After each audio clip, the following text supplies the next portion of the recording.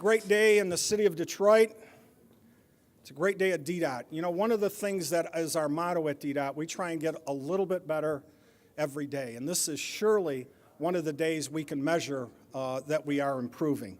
I'm pleased, my name is Dirks, I'm the director of DDOT, and I'm pleased to MC this event to talk about some of the service improvements that we're making this week. To kick it off, I'd like to turn to our mayor and great transit supporter, Mike Duggan. All right. Well, everybody in this city knows that the key to getting people out of poverty is get folks access to good-paying jobs. And so many times in this city, the jobs are not where the folks live, or you can't get to them. And in 2014, there wasn't an issue that I got stopped on the street more frequently on than the lack of bus service. I mean, it was just awful. We couldn't remotely make the schedule that we had put out. But over time, we built it up with our partnerships with the unions. We've hired more drivers. 3 years ago, we had fewer than 400 drivers. We've added 120. We've got well over 500, and it allows us to do what we're doing today. Once we started to make the posted schedule we had originally, last September we added 650 trips a week. Today we're adding another 650 trips a week. And to many Detroiters, this is major change in their lives. A year ago we had no routes in this city that ran 24-hour service. If there were jobs at bars or restaurants, other places that changed shift at 2, 3, 4 a.m., you were out of luck if you didn't have a car. With the expansion to 3 more routes today, Jefferson, Michigan, and Van Dyke, we now have 9 routes crisscrossing the city, operating 24 hours. And I run into people almost weekly who tell me I was able to take that job because the 24-hour service is restored. It's hard to imagine a city without 24-hour bus service, but that was where Detroit was not very long ago. A second frustration is the length of commuting time, and we need to recognize what's happening in the city. There's been an explosion of jobs in Midtown Detroit in the last 10 years, but our bus routes have not necessarily been modified to accommodate that. And so you have people who live in Southwest Detroit or people who live on the east side. They might be only 8 miles away from that job in Midtown, but it's an hour commute because they first have to go either east and west and then connect up, et cetera. Now, when you're talking about an hour each way to commute to work, you expect that if you're living in Lake Orion and driving in. You don't expect that when your job's 7 or 8 miles away. And so today, we've added 3 new express routes. One along Verner to downtown and Midtown, one along Jefferson Kercheval, and a third one from the Rosedale Grandmont area on Grand River. Fewer stops, more direct connections. It's going to cut commute times from 60 minutes to 30 minutes. Basically, it'll give people an hour a day back for time with their families or to do whatever they like. And then the next thing we got to start doing is cutting down frequencies, what bus people call headways. And for example, on Michigan Avenue, where we are right now, the buses run an average of every 40 minutes.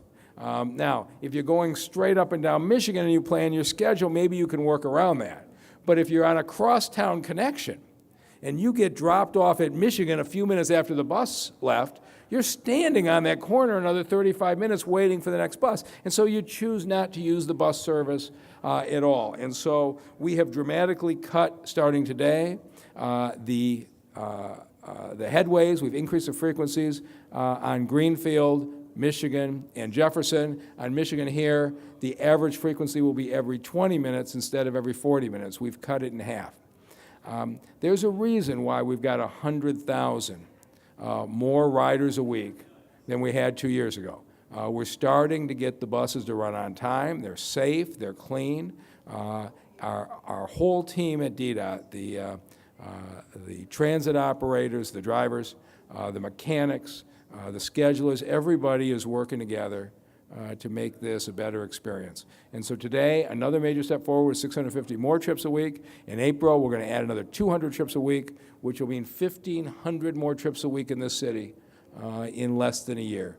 And we're just going to keep going until we build the kind of reliable bus system that the people of Detroit deserve. With that, I'll turn it back to the leader, Dan Dirks.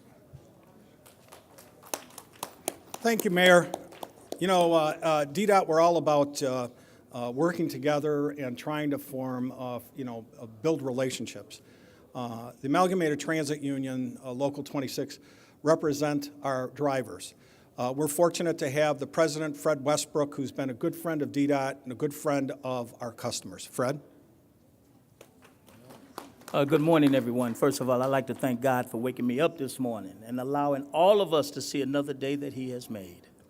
My name is Fred Westbrook. I'm the president business agent of the Amalgamated Transit Union, Local 26 here in Detroit, where we represent the city bus drivers. And I'd like to just commend the mayor and commend Dan Dirks and his scheduling department for the extended service that they're constantly doing every year to improve service out there. When they extend the service, that means there's more work for my drivers. That means they have to hire more drivers. So we thank you for increasing our membership. But one thing I've been talking with Dan and the director of scheduling, Neil, about is we have several lines where there's an hour wait for a bus. And slowly those lines are diminishing under Dan Dirks' direction and the direction of the mayor. So hopefully one day nobody in Detroit will have to wait an hour for a bus. So once again, we thank the mayor and we thank the director of DDOT, Dan Dirks. Thanks, Fred. Thank you, Fred. You know, at DDOT, we have a mechanic of the month and a driver of the month. Fortunately, today we have our bus driver of the month, Shauna Byram, here to talk to us a little bit about what these improvements mean and, how do the drivers feel about what we're trying to do.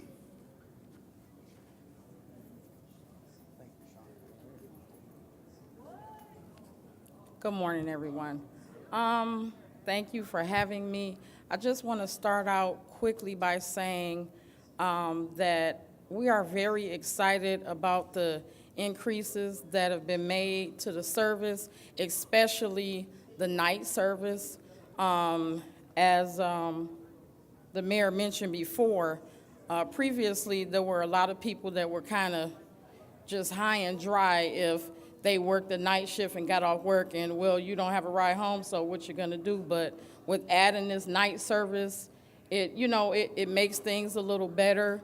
I like that we added earlier service. Most of the transportation is honestly surrounded by 3 shifts, morning, afternoons, and nights. So it's very vital that we are out there trying to move our city to keep our people able to go to and from work, to the doctor. A lot of people can't drive at all for, whatever reason, medical reasons. So I think the transportation is very vital, and I am excited with the additions that we've made and the progress that we have made from the past to now and the things that we're looking forward to in the future. And again, as he said, my name is Shauna Bynum. I am driver of the month. All right. And I've been with the city for 12 years, so when you see me out there, give me a wave. Thank you. Great job, You know, I think the second day on the job, maybe it was the first day, I received a call from Ruth Johnson. Ruth is with the Transportation Riders United, and again, I don't think I was even in my office more than 10 minutes when I was quizzed on what are we going to do, when are we going to add service, how are we going to make it better for the citizens of Detroit. Ruth has been with us almost continuously, offering advice, offering input, as well as helping us get the word about how to improve the service. And I'm pleased to announce, or pleased to ask Ruth to come up here from True. Thank you, Dan. I think I gave you at least 24 hours before I contacted you, but we were very thrilled when we learned that Dan Dirks was coming. My name again is Ruth Johnson. I'm Assistant Director at Transportation Riders United. We're a nonprofit organization that's been fighting for more and better public transit. And I'm just so excited by these service expansions because it truly marks that the city of Detroit is moving forward with public transportation. As you've heard, there's some increases in routes in early morning and late evening, as well as 24-hour routes. That certainly is a benefit to our employees and employers, but it's a benefit to all of us. All of us depend on someone who depends on transit. I would encourage everybody, whether you currently ride DDOT or not, to go to the website, go to the app, and check out these great service changes. I'd also ask you, take a ride. It's a good ride. I'm actually a rider. You can get to where you need to go conveniently, safely, and easily. And then the last thing I'd ask is give a call to Mr. Duggan or Mr. Dirks and tell them what you think once you've ridden the DDOT bus. I would like to say that I am very proud of the Duggan administration and the DDOT team led by Mr. Dirk and the expansions they've made because it's making a big difference in the quality of life of many people in Detroit and in the region. So again, ride the bus and tell them what you think. Thank you, Ruth.